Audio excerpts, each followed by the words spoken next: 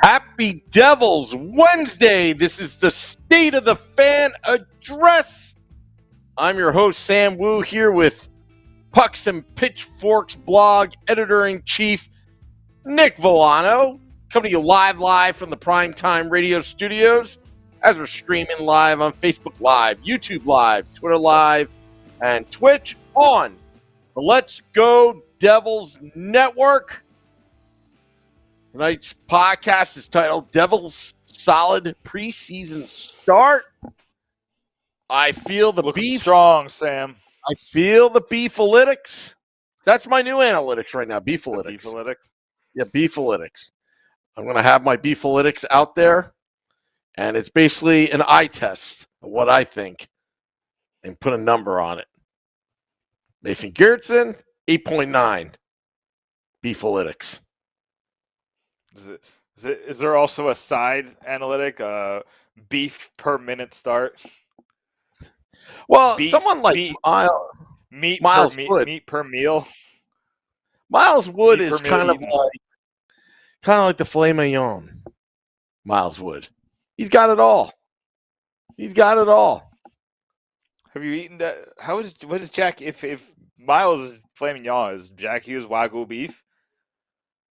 Jack Hughes is I don't know, the impossible beef. No, he's the Wagyu because he's thin and tender, but he's impossibly good. Isn't there like a drunken beef? Isn't there something like that? Is that the Wagyu? I don't know. Isn't there some kind of like? It's like that special cow from Japan. Oh, that's what I'm talking about. I thought they feed the cow like beer, and that's how they get that. The tenderness and all that. Anyway, unethical. I'm sure Jack has had a couple. Although, is he 21 yet? I don't even know. Yes, he is. Right? He's 21. He can hang out at American Whiskey on opening night if he wanted to. Oh, look at that. Yeah. Look at there's the segue. Yeah. Or Chickies and Pete's before the game, October 13th, down in Philadelphia, South Philly, for Devils Flyers across the street from Wells Fargo Center.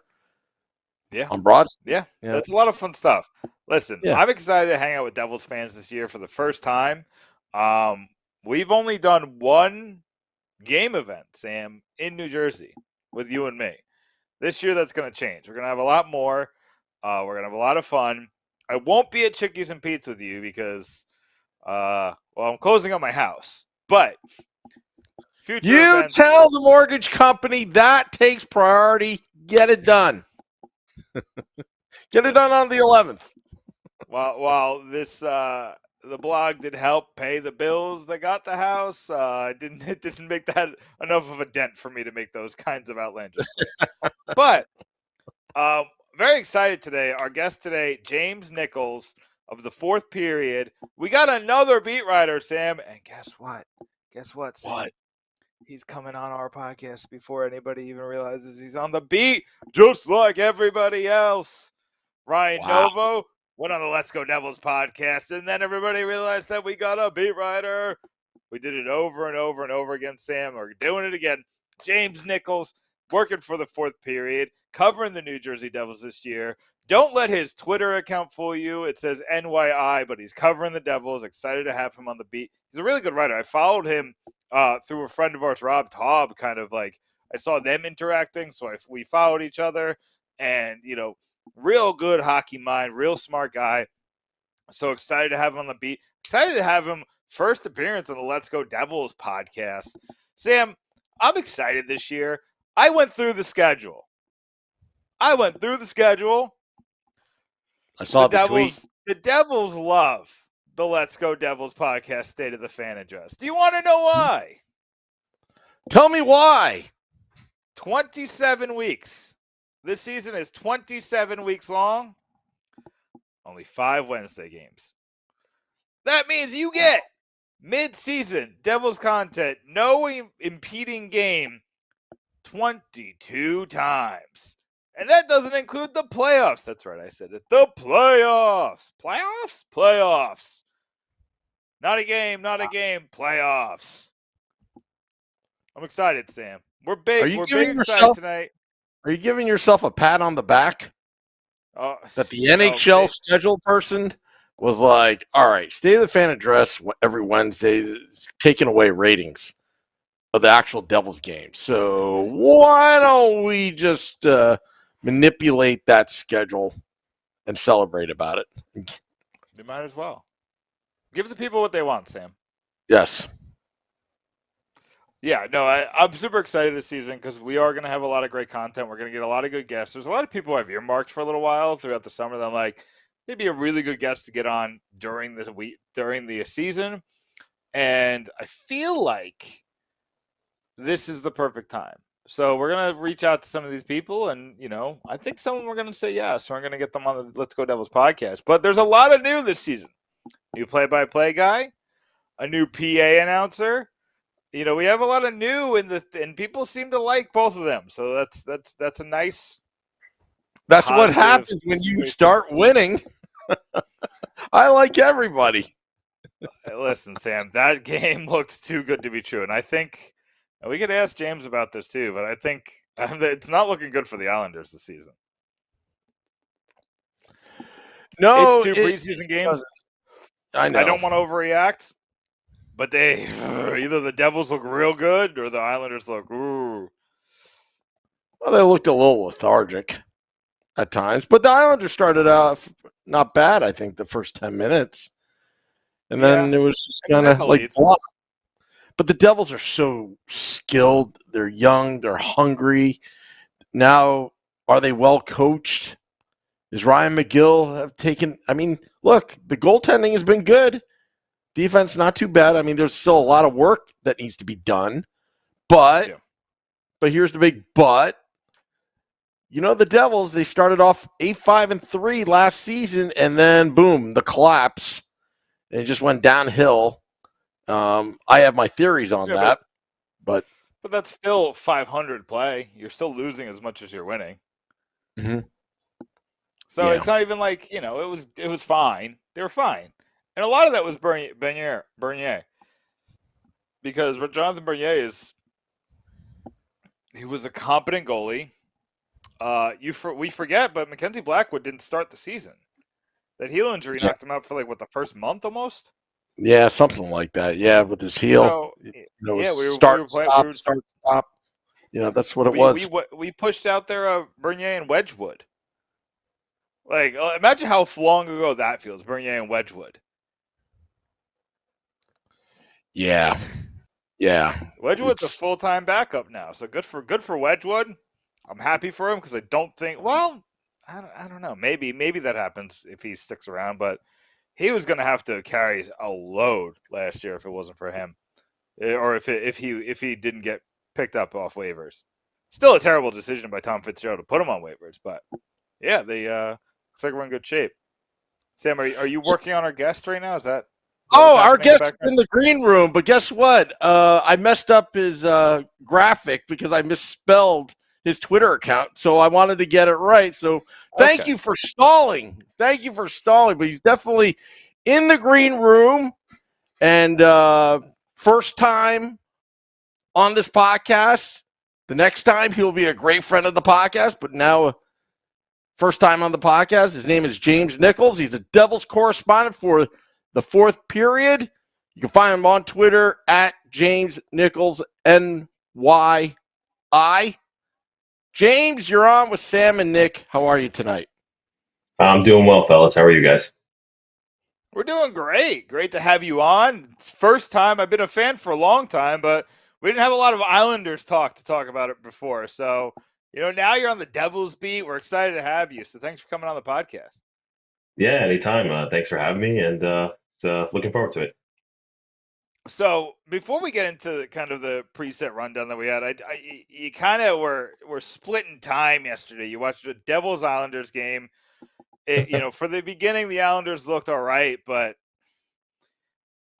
should I be as excited as I am looking at what the Devils did to the Islanders, or do you think the Islanders are kind of just not where they need to be?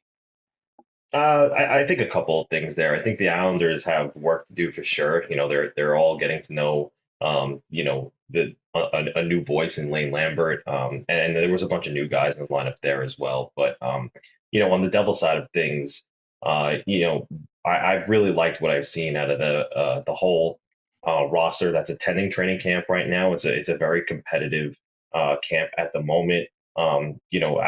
At this time, Lindy Ruff said that he isn't making any cuts until maybe the end of the week, and I think the reason for that is because some of these players are making it hard for him to make that decision. So I would be pretty excited for this season. I think this is going to be the first time in a little while the Devils have a competitive team. The Jack Hughes growth, the Jesper Bratt growth, but then also guys like Alexander Holtz, Fabian Zetterlund, the outside chance that Simone Nemec makes this team. So a lot of things to be optimistic about. Plus all those veterans that they brought in this summer, John Marino, Eric Howlett, and Andre Palat. Those are just three fantastic additions, and I do think there's a lot to be optimistic about right now. Absolutely. Speaking of optimistic, you talked about Palat. I was kind of surprised to see him immediately get on Jack Hughes' wing. And then to even more of my surprise, they put Holtz on the other side. So basically Jack Hughes has two brand new wingers. And it looks like it's working out mighty fine. If you go by that goal yesterday, just a lot of hard work by Palat and Holtz, and then Holtz with a perfect pass to get it out to Jack Hughes right in the middle, and Jack Hughes was kind of a perfect shot to get in the net. Basically, are you surprised that it's taken no time at all for these three to gain chemistry and to look as good as they have? When you look at Andre Palat, he comes in as one of those veteran guys who really was partially brought in to be obviously a top six player, but also brought in to be a mentor. So, and my surprise, no, I can play well on a line next to Jack Hughes, right? But a guy like Palat who's been there and done that, it shouldn't surprise you to see him clicking with new line mates already. You look at the talent that he played with over in Tampa Bay, Kucherovs, the Stamkos, the Points. It's no surprise to see him meshing well, especially with a talent as good as Jack Hughes. I mean, as for Holtz, though, at the end of last season, they told him what they wanted him to work on, and he took it very seriously. He talks about it, whenever he's asked, and he looks ready to roll. He's in my opinion, he's got that top right wing spot locked down. It's his to lose, and the chemistry that they've shown so far. And I even went as far as to ask Lindy Ruff a couple of times. You've said you wanted to see X, Y, and Z out of him. Has he hit those points? And so far, every time he said yes. So as of right now, things could change. Of course, there's still 4 or 5 games left in the preseason, but as of right now, he's done everything that he's been asked of, and he's been spending most of his time with Palat and Hughes. So again, things could change, but as of right now, it looks like that's that line that you're going to see going into the regular season. So you're new to the Devils beat, but you're kind of been around the Devils beat. We followed each other on Twitter. I'm sure you follow other Devils personalities, so you kind of are aware of a lot of what's happening in this team's universe. So when you found out that you were going to be part of the Devils beat, that was going to be part of your job, was going to be on the beat, what was something that got you really excited? Like, is there a storyline, a headline? Is there somebody you really want to write about? What really got you, like, ramped up about this Devils beat? Yeah, so one of the things, throughout the summer, and it's funny enough, before I knew I was going to be with the Devils, I was, heavily covering the Islanders off season, and by heavily I mean just constantly, checking sources and trying to find out what was going on because not really much did happen, but the opposite happened for the New Jersey Devils, and I thought they had a really good summer, and I knew they already had some guys in the pipeline who were close to NHL ready. So what I was really looking forward to when I found that I was going to be covering the Devils was some of the battles that are going on in camp that are super intriguing to watch because, I already mentioned Zetterland and Holtz who look ready. And the Islanders' top six is already pretty packed. I'm sorry, the Devils' top six is already pretty packed. It consists of, Jack You're going to Hughes, get used Jesper to that. Bratt. Yeah, I do got to get used to that. But it consists of Jack Hughes, Jesper Bratt, Yega Sharangovich, Thomas Tatar, Nico Hischier, and Dawson Mercer as of last year, right? Now, if you're bringing in a guy like Holtz, if you're bringing in a guy like Zetterlund, it doesn't make too much sense to stick them in bottom six checking roles, right? Those are guys who are going to put up points. So now all of a sudden you're bumping guys down in the depth chart, and I was really interested to see all of these battles going on for roster position because again, so many of these guys are close to NHL ready, and then they brought in, like I said, Howla. Uh, uh, I'm trying to think who else they just bring in F4 and Palat too, Marino, and I so mean, the so all of defenseman, these, but yeah. yeah, and that's the thing too, right? Wood is back. He missed a whole year last season, so it's fun to see where and how these players are going to fit in because I was talking to Ryan the other day while we were watching practice and I'm just like, dude, where is everybody going to fit? Because some of these guys are really pushing hard for roster position. They have a lot of really good players that can play right now. Even the blue line, right? They bring in Marino, they bring in Smith. Suddenly they have a real solid 1 through 6. But guess what? Walsh is pretty close to ready. Ball is pretty close to ready. Even Nemec is knocking on the door. So I was super excited to come in and watch all of these battles go on for roster position because, like I said, it's a super competitive camp right now. And the veteran guys it's super competitive, but at the same time, the veteran guys are there for the young guys, teaching them, getting in their ear and talking to them and showing them how to progress at this level, and it's making everyone better. So, James, this is what we call the professional transition. You just brought up Simone Nemec. So, I got to ask a question about Simone Nemec. The Twitter was on fire yesterday because Lindy Ruff basically said he needs to work on things. Sure. I wrote about it because I thought it was a little overzealous to get even upset about something like that. Like, I expect Simone Nemec to have to work on things. And according to some analytics, he was the worst player on the ice last night. Yet he had the most time 5v5. Those analytics aren't exactly 100% when you break it down game by game. They usually, it's usually better to do season long. But reality is that he didn't have he wasn't the best player on the ice. He wasn't the most skilled player on the ice based on what we saw. But what did you see? You were there. You probably got a better look at it than we probably saw it on TV and probably better than the analytics can kind of tell. Were you seeing a guy who is going to fight for a roster spot? And how do you assess how Lindy Ruff is treating this guy, being an 18-year-old defenseman of all things in camp? Yeah, so I mean, and that's the thing, right? There's a couple of things here about Nemec. One, based on the game last night, it was his first game, at the professional level, albeit it was preseason, but it was his first one. So and that's the other thing too. It is just preseason. It is only one game. So taking much stock in these games is pretty hard to do because most of the roster, or I should say at least 50% of both teams' rosters aren't really the full roster, right? But as for Lindy and his relationship with Nemec, I think he comes off a little more rough than he actually is. I wouldn't be too worried about Nemec. I know he's high on him and that he's been communicating that with him. I think Nemec is really close. He's not as far off as some might think he is. And if it's not the start of the season, it could be a midseason call-up or an injury replacement kind of thing, because I know he'll go down to the AHL. I think that's his path if he does end up not making the team out of camp.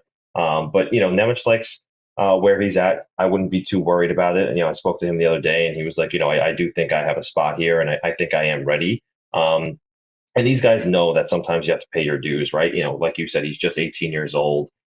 He still has to get used to the North American game, the North American ice. So even if he did spend a little bit of time in the AHL and work on some of the things that Lindy Ruff did want him to work on, I mean, what 18-year-old not named Connor McDavid is perfectly NHL ready, right? So I wouldn't be too worried about the comments, but as far as what I'm seeing from him, I really like the way he skates. He skates real well. He's very poised. He's a pretty good defender. Like that was one of the things that they said that he was going to have to work on coming in. But as far as I'm seeing, he makes sure nobody gets behind him. He gets good sticks on pucks, and he does a pretty good job. One or two occasions where he hasn't.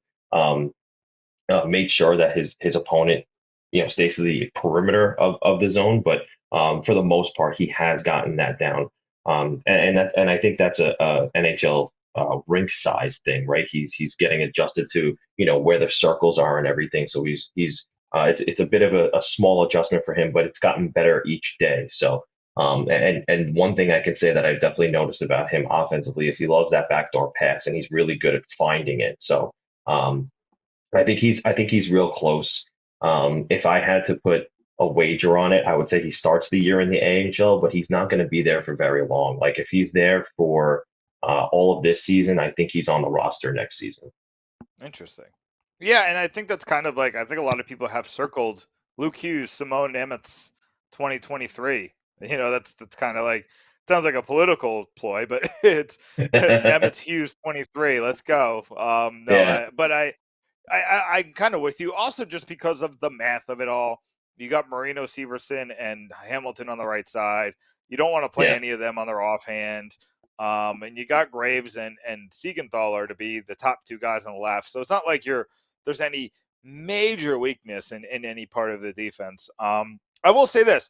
Do you think, you were around this when Jack Hughes was a rookie, and that went terribly. I know it wasn't Lindy Ruff then, but Tom Fitzgerald was the assistant general manager that season. Do you think they're taking any lessons with how they treated Hughes that season, with how they're treating Nemec now, or are they an apple and oranges kind of situation? You could say that. I mean, I wasn't around the beat too much then to be too tuned into it, but I do know the situation you're talking about, and as far as I've seen, Nemec has been treated really well. He's talking to coaches, he's talking to Ruff, he's talking to Brunette, he's talking to McGill. Everyone's really really focused on mentoring him, and they've stuck him with countryman Thomas Tatar on occasion, and on defense. He's hanging out with Thomas Hickey, who is a veteran in this league on a PTO, and everybody's doing a pretty good job chipping in with making him feel making him feel a little bit better that he's in New Jersey for the first time and everything and on the ice, and helping him hone his game. So I wouldn't say it's the same situation, and I think that you're probably right. They probably did learn a little bit about what the way Jack Hughes' first season went, because they're saying yes, he was a second overall pick, but he's not necessarily a lock to make this roster. He probably or he might need to work on a few things down in the AHL, which would only be good for his development.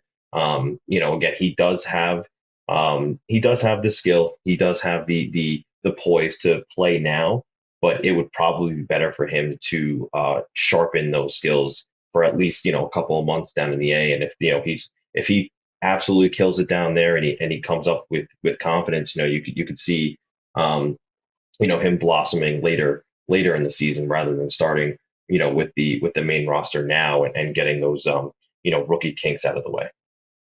Absolutely. So the goaltending, it's so terribly bad last year. It's 2 preseason games. I don't want to get too excited, but it looks better.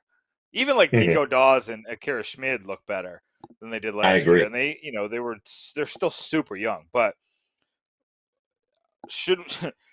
it's gonna make or break the season. That's how much that is on goaltending this year. Do you think Devils fans can be confident in this duo of Blackwood and Vanacek and maybe eventually Bernier and then Nico Dawes down the line, or should we still be a little bit tight in our body parts? I think so, and I know I'm coming in here, super optimist beat writer guy right now, but again, Ryan and I were saying at practice the other day, that Blackwood looks a lot more sharp, and that was a conversation him and I were having about, his lateral movement looks real good, his post to post looks great, like he looks like a guy who is, he finally had a nice long summer to recover, right? Because even though the Devils hadn't made the playoffs the past couple of years, some truncated seasons, some congested seasons in terms of schedule and shortened summers because everybody was trying to, or the NHL was trying to catch up with itself and finally have a regular year, right? This summer was like the first one where he could really rest and relax and recover. And he looks like a guy who did do that. So his lateral movement looks real good. His post to post looks real good. And like I said, a strange couple of years for everyone the past few years, and everyone handled it differently. But now Blackwood looks real focused. I think he'll be closer to that projected Team Canada goaltender that we saw. Maybe not that exact guy, but something closer to that version of it. And guess what? He has Vitek Vanacek to back him up, and whether that's a 1A 1B situation or starter backup situation, the situation is much better than last year, in my opinion. I think that the Capitals obviously they had 100 points last year, but I think that was because they could outscore their opponents no matter what. I don't think their defense was necessarily great, and I think that Vanacek's numbers don't necessarily reflect how good he was for the Capitals. So I think they got a good goaltender there, especially for the price that they paid. As for Bernier, I'm not sure what's up with him right now because it's pretty hush on that situation. Sometimes we're hearing some he could play this year. We're hearing some he might not play this year. But reading the tea leaves, he's still skating with Group C. It's not like he's not skating with one of the groups. So maybe he gets the Corey Schneider treatment that Schneider's getting on Long Island, starting in the AHL. He could just be their go-to guy, and if there's an injury, he gets called up. And listen, that's not a bad, I guess 1C or a backup to the backup to have if he's healthy and he can hack it. But at the same time, even like you said, Dawes and Schmid are looking really good. So I do think Devils fans can be confident in their goaltending because if it's not with Bernier, they have, in my opinion, four pretty good options. So Schmid and Dawes are so young, so they have time to develop still too. But knowing that they're going to probably be in Utica and developing there, you could be pretty confident about who's coming, through the pipeline soon. And if there's an emergency call up, you can be pretty confident in them for a couple of games here and there. So. Mm-hmm. James, before I let you go, I kind of want to give you a couple minutes to kind of talk about your new gig, introduce yourself, let Devils fans know where they can find your work, and then maybe promote, like, what's the next piece or two, or maybe there's a piece you're working on that you're really excited about. Let everybody know about what you're doing. Yeah, so you guys can find me on Twitter at James Nichols NYI. I would change that handle, but then I'd lose my verification badge, so I can't really do that right now. So excuse me with the NYI there, but my next piece I'm working on, I'll give you a little bit of insight there. I talked to Howla the other day. I'm looking to talk to Miles Wood soon, and Dawson Mercer, just because I've seen a lot of good chemistry out of those three. And I think that that's going to be a solid, whether it's a second or a third line. I think it's going to be a solid one. More likely a third line, but yeah, I'm trying to get the three of them together to do a little piece on what they're going to bring this year because Miles Wood looks like a rejuvenated player, a rested player, a healthy player. Eric Howla was a fantastic addition, and rounding it out with talented Dawson Mercer, it's going to make for a really good third line if it does indeed go that route into the regular season. So you can find my work at the fourth period. And I do have an Islander podcast that I'm still working on if anybody's interested in that. So hey, listen, there's a lot of crossover. And a lot of people can't get enough of these podcasts. And before you go, James, I would be hard pressed if every beat writer who comes on when you invite out, see, Sam, you got to help me because I usually invite them to have the catfish, but that's no longer an option. What am I inviting them? Sam buys the Taylor Ham burger. We like beef on this podcast. Taylor Ham burger at American Whiskey, 51 Edison Place, across the street from Prudential Center. We will be there for the 2022-23 season, James. So come stop by, come on the podcast for our pregame, postgame, and we will treat you like a king. It's on us. You guys are speaking my language with the beef and the whiskey, and you guys know where to find me. So let me know when and where, and we'll be sure to get that going. Yeah, absolutely, we'll definitely have you. See Sam now. Now I can, but now we're gonna yell about pork roll and Taylor Ham every week. It's always been Taylor Ham. There's no discussion about it. It says pork roll on the box. Anyway, James, I don't want to get you in the middle of this. Thank you so much for coming on. We're definitely going to have you again soon. We'll invite you out for some pork roll on a burger and a nice little whiskey at American Whiskey. Thanks so much for coming on. We'll talk to you again soon. Looking forward to it, fellas. Thanks so much. Thanks, James. That is James Nichols of the fourth period. Devils beat writer. I am psyched. You notice that they're all flocking to the dark side, over to Newark. Just notice that. We had no beat reporters last year, Sam. None. We had Dan Rice. Yep. And all the people that worked for the Devils. And I brought on Dan Rice to stay on the beat. I was like, we can't lose a beat reporter. Let me bring him onto the beat.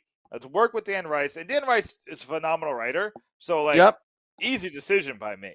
Easy decision. He was somebody we were having on the podcast. When I found out the situation, I was like, I'm bringing him on. Let's get him on to be on the beat.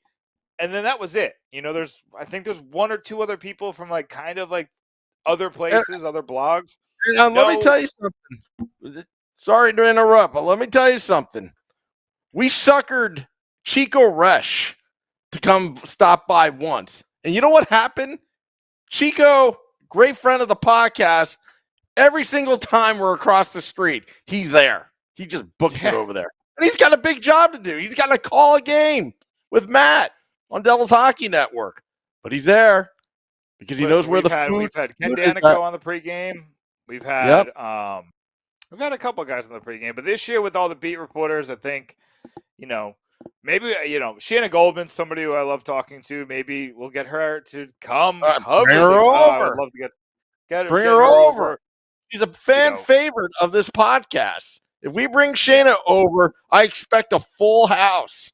Full house. I think it'll be exciting if we bring her over. And I think she's more popular. She talks about her and her boyfriend going on adventures, and so come take an adventure to Newark.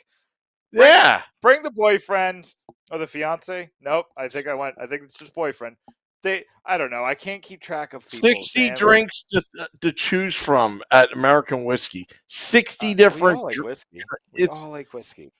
Well, they have beer too. They've got all sorts of beers. They've got specials. They've got everything there. Sam? Since I'm probably driving, we'll do the whiskey on the pregame, and then on the post-game, maybe I'll drink some water to get myself home. But take an Uber. Yeah, well, I'll just sleep at your house. Kind of a long Uber. You can sleep in the bunker. Does American Whiskey have a bed in the back that I can steal? You know what? There is an upstairs, believe it or not.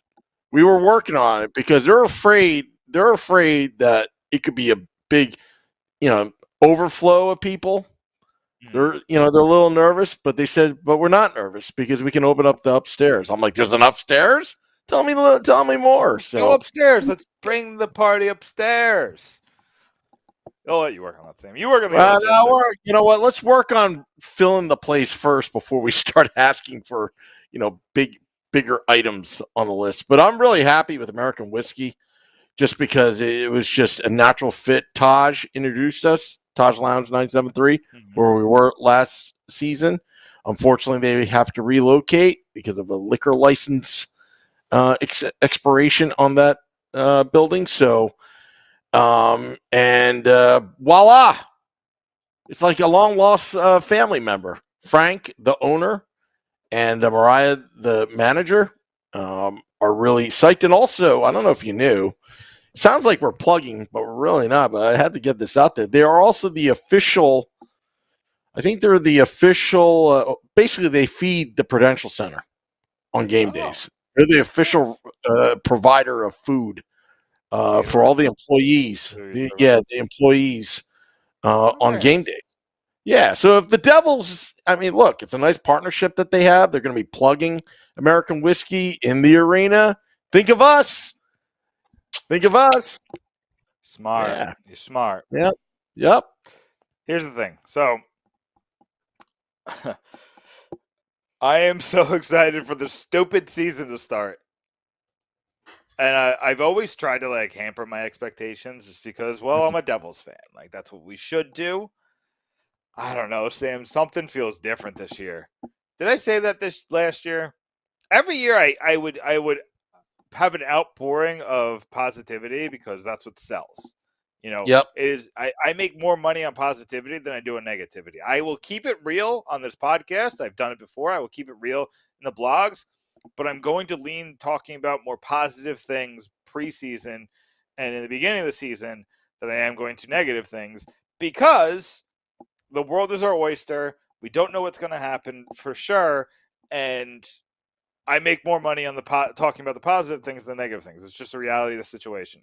I'm sorry. Really? That's me being real. But on this podcast, I'll tell you how it is. I'll say exactly how I feel. I react. I'm proactive. I'm reactive. I'm both kind of the same thing.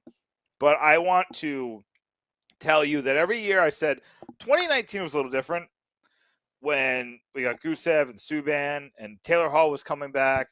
When I thought the old Taylor Hall was here, I thought like this could be something, but I was always kind of like a little hesitant because Corey Schneider was still the starting goalie, and he burned us a couple times. You know what I'm saying?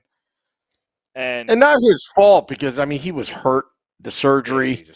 There were a lot of things. Corey's a good guy. You know, it just didn't work out. Yeah. I never thought that trade should have been made. You know, that's just me. I mean, I understand the trade. It's hard to let go of a dynasty. It is. Yeah. And with Brodeur on his way out, you thought all you had to do was replace him. You had some veterans. You thought he was going to, Lou thought he was going to build it in a different way. And you see what he's doing on the island. I don't like what he's doing on the island. I don't think. You can't do it in the salary cap era. You can't. You have to either low-hanging fruit. I feel like it's low-hanging fruit, but I feel like the game's passed him by. Yeah. He can still make he gets the players he wants for the price he wants. I will say that. He can still burn a GM. But he's not going after the right players. The players he's prioritizing are not the right players. He prioritized Kyle Palmieri when he was on the downswing. And the thing that pushed him over the edge to spend a first-round pick for him was Travis Zajac, who was at the end of his rope. And, it's things like that. You're trading for Alexander Romanov, who's young, it's good, but he doesn't. I think the Penguins were smarter to go after Ty Smith than the Islanders were for going after Romanov. And maybe I'm a homer. I still think Ty Smith could be pretty good. I had a big conversation with the other Pecks and Pitchforks writers. But I think Ty Smith has something in him. He was the best rated rookie in his rookie season. Number 1 in Calder voting amongst rookies. And maybe that's nothing. But I think it means something. And he just fell off a cliff last year. The kid did this 2 years ago in preseason. He fell off a cliff after the season before. He was one of the best players in preseason. He has problems with the snowball effect, where a snowball turns into an avalanche and he's allowing goals. But when you look at the numbers on the surface, Sam, he was only on the ice for 2 more high danger chances than he was on the ice for allowed. You know what I mean? So he he's on the right track. He's just making these colossal mistakes that you can't come back from. And the Devils couldn't take those chances anymore. So the trade was still good. John Marino is exactly what this team needs. John Marino is going to be phenomenal for what this team wants to be. This team has Dougie Hamilton, which is a phenomenal offensive defenseman. They have Damon Severson, who's a really good offensive defenseman. And then they have Luke Hughes and Simone Nemeth coming up. Two phenomenal offensive defensemen. You need defense. That's why you lock up Siegenthaler for as long as you have. And we all learned that Siegenthaler decided to sign early because he wants to be on a winning team. He said, I want to be on a winning team. So I'm going to sign long-term with the Devils. Think about that, Sam. It's different now. The guys in this room think it's different. They think last year was an anomaly. They think last year happened because of injuries. They think it happened because of bad luck. They think things outside of their control made that happen. Is that true? I don't want to say that. Obviously, the goaltending situation caused a lot of it. But, the team wasn't very good. You don't get the fourth worst record or something? Fifth worst record? You don't get the fifth worst record on accident or by sheer luck. You have to be bad, too. But the guys in that room think they have the solid foundation to be good, to the point that they're signing deals at below market value. Now, that's a sign that they can do it again and again and again and again. And now there's always a contrarian view. You could look at Johnny Gaudreau. You could look at Matthew Tkachuk, who both said no thank you to the Devils. And that's fine. Maybe the outside view isn't there yet. And because you said because Gaudreau said no to you, you end up with Palat. But there's still players saying, I want to come here. You have a championship player in Palat. Throw the contract out the window. That's a very rich contract. Maybe the Devils outbid everybody. But he still has to say yes to go to New Jersey. It's not like people were offering him $3 million and the Devils were only a team offering him $6 million. I'm sure somebody was offering him $5 million. They bought it in the Kool-Aid. They're drinking the Kool-Aid. All of them.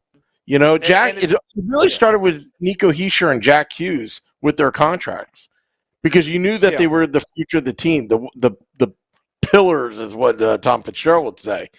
And lead by example. I mean, even Scott Stevens and Marty Brodeur in those cup years, nobody made more than the captain and the goalie, the franchise goalie. Yeah. Nobody did. Yeah, which was amazing. Brodeur took a cut. He took a pay cut. Yeah, to adhere to that for more wins, and that's that paid off for Brodeur because he's the all-time winningest goalie. If he, Brodeur could have honestly left after the 95 or whatever season. There were teams who would pay the price to bring Brodeur and give up all those draft picks to do that as a restricted free agent. But you know what? Brodeur stuck with it. He definitely did. On top of all that, I expect the salary cap to jump pretty significantly. Well, that's what they're saying now. 2 years. You got this TV deal. Now it's in place. The money is flowing. The Seattle money did a really good job of evening the odds of that pandemic money loss. Yeah, and kind of bringing it up to that 50%. We're not there yet, but I think they're close enough that they felt comfortable pulling it up for $1 million this year. And then you have other factors. The TV, the rights deal. More people are in the stadium now. More people are coming to the stadium. You got better ratings on these new channels on ESPN and TNT than you had before. So it's going to bring in more ad revenue. The league itself is making more money, and I know we're not the NBA, but the NBA is about to get an explosion of revenue. And it's going to price a lot of people out of basketball. It's going to price a lot of advertisers out of basketball. And what are they going to do with that money? They're not going to just be like, well, I'll keep it. They're going to want to advertise on sports. And if hockey is getting a consistent viewer base, and there's a lot of new viewers, Sam. There's a lot of new viewers to hockey. They're watching because it's on ESPN. and they have ESPN Plus, and all the games are on there. And if they're bored, they're going to watch hockey because it's there. Basketball, you don't have the luxury with that. You can't just every game isn't on ESPN for basketball. Every game, pretty much, besides what's blacked out, is on ESPN Plus. So, except for a couple factors of national games and whatever. I think the game is growing. I think the salary cap is going to go up, and these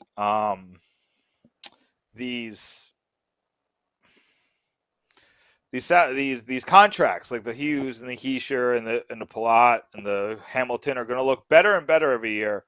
Maybe not Palat and Hamilton because they're going to get older, but the Siegenthaler, the Hughes, the Nico Heischer contract are going to get better and better every year as that salary cap goes up. And that's also why, side note, that Nathan McKinnon contract I think he's making $12.6 million. That's why It's not going to be that bad in a couple of years because it's going to go up and up and up and up. Austin Matthews is going to blow that contract out of the water. Austin Matthews might sign a $14 million deal. Do you think he'd come to New Jersey? See, I would say yes, but I just don't think if you're going to spend that much money when you're already spending 7 and 8 on centers, talent is talent. Listen, screw it. But I mean, the Devils don't. I mean, do you know who would love him? Arizona. If they go into a new arena and Logan Cooley and Austin Matthews down the middle for Arizona, I mean, that would really help that franchise to turn things around over there. Aaron Judge, it sounds like he finally hit number 61. Somebody threw him a strike, news. Sam. What? That's old news. That's 7 minutes ago. You know what? It's just going to his price is going to go up. He's going to the Mets. I think he is. Next season. Sad. No, it's either Mets or the Giants. I don't think the Yankees can afford him. I really don't. Oh, get the hell out of here! Can't afford him. If you can't afford Aaron Judge, sell the team. Pay that man. Because the Giants, the Giants and the Mets are just like they're backed by a lot more money than the Yankees have. Which is so funny. Do you remember, I think it was 10 years ago when Mark Cuban tried to buy the Cubs, and MLB was like, we can't have this preposterousness in our league. Now you kind of you got somebody like Steve Cohen who's his net isn't his net worth almost as much as the other owners combined or something like that. Yeah, it's about him alone is about 12 to 15 billion, I believe, but his whole company and all that, you're talking nearly $1 trillion of money that they manage. I mean, you think Harris and Blitzer are rich? No, Steve Cohen is much, much, much bigger. Yeah, and that's not to take away from Harris and Blitzer. Yeah, which that's another thing, Sam. I think that comes to a head this year. There's some weirdness going on with the ownership group, but oh no. Sorry, I got thrown off. Say something. Well, yeah. Apparently, I don't want to say it on air unless I know it's true, but it's sad if it is. All right. well, you know what? Let me talk. You do the research. Enough of this baseball talk, but we're getting, we're getting to the half past the hour on this fine programming. Just remember, I'll be at Chickies and Pete's October 13th, South Philadelphia, across the street from Wells Fargo Center, when Devils take on the Philadelphia Flyers. Come visit me at Chickies and Pete's for Game Day Live and Devils After Dark. They have opened that up, and also American Whiskey opening night, October 15th. We'll be there early, setting up. it's going to be a whole day affair. It's going to be amazing. A lot of shenanigans, a lot of hoopla. Yeah. This season's going to be phenomenal. And I'm so excited. I'm so excited to write, so excited to podcast. I'm so excited to be back in New Jersey. So excited to spend time with fans. That's the thing, Sam. That's the difference. You're in a new spot with American Whiskey. I'm going to be there. Be there or be square. Yeah, exactly. That text is going to throw you off. So. Oh, wow. Yeah, see, like, listen, now I got to say, my wife just texted me that Coolio died. So I was like, oh, that's really sad. Like, dude wasn't even that old. And, like, as a 90s kid, like you are, Sam, as, like, we were, you know, Coolio was the dude. And he passed away, so that's really sad. That's sad. That's sad. Yeah, this is what happens on the podcast. People tell me things when I'm in the podcast. Like, I'm podcasting. And they're like, it happens all the time. It happens all the time to me. You know? But then I'm thrown off. I'm like, how am I supposed to recover from that? Yeah, you know what, Sam? I think we're throwing in the towel on this podcast. And in honor of Coolio, he made the greatest theme song in history with Keenan and Kel. You know, it was just a phenomenal career. But on a positive note to end, the season's going to be phenomenal. The goaltending seems like it's in a better place than it's been in a long time. The forward group is unlike anything we've ever seen on this team. Maybe since the A-line was at its peak. The defense is something we haven't seen since those, maybe right after those dynasty teams when you had Rafalski and Martin still. Something in like that range, I think, is the last time you saw a defense this good. Even in 2012, there was too many flaws in that defense to kind of put it up on this pedestal. This defense is going to be good. Let me tell you something about this defense. Let me tell you about something. If Ryan McGill can have them play half the ice instead of the whole ice, meaning turnovers in the neutral zone, I was never a big fan of those Hail Mary home run passes, breakout passes. But so far, the first two games of preseason, those first passes coming from the D have been accurate, crisp, right on the tape of the stick. And with the speed of the forwards that the Devils have, both speed and a little bit of size, because the bottom six forwards, they have some size and some grit to them. This could be a very dangerous offensive team. And if they learn how to play some defense and create turnovers in that neutral zone and, shoot it up to either Nico Hischier or Jack Hughes or even Holla, for that matter, it's going to put the other team's blue line, the heels of their skates, the entire game. And you can't put any sustained pressure on the Devils goaltender. That's how scary it could be because the speed, it's they binged on speed and skill in the last 10 years of this rebuild. The first wave didn't really work out as well with Zacha, with Ty Smith, basically the Ray Shero. But there is Jesper Bratt, and I'll tell you what. Stankovic was he was a Shero pick. Yep, the late rounders too. So far, whatever Tom Fitzgerald has done so far, we haven't seen the best come yet, which is even scarier because Luke Hughes is in Michigan, and all these other young kids, they're eventually coming. And we haven't even talked about Hoytuk and Riley Walsh. Kevin Ball. Scary. Yeah, Kevin Ball. And then you talk about Seamus Casey and Ethan Edwards in Michigan. Michigan. Scary.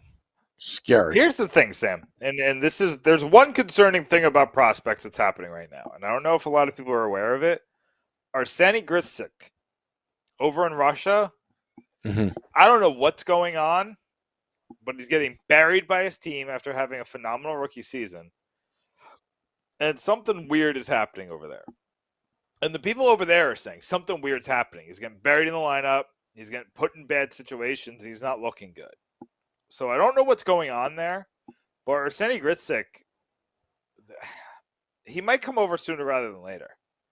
And that'll be a game changer because this kid looks flipping good. And what about Mohamed? Mohamed? He doesn't look as good this How's year. he going? Have you heard? He just looks the same every time I look at him, Sam. He looks like he makes mistakes sometimes. He looks like he's built up a little bit. He's got a little bit more beef. Well, if he's in the NHL in 3 years, I'd be surprised. Yeah. His beef analytics has potential, but it's not there. You don't take Simone Nemeth and then Seamus Casey back-to-back picks this year if you had a lot of faith in Mukmadon. Yeah. Reality. While also trading for a sign for a long time John Marino, while you also give a major long-term commitment to Jonas Siegenthaler, when you just gave a long-term commitment to Dougie Hamilton and you just used the 4th overall pick on Luke Hughes.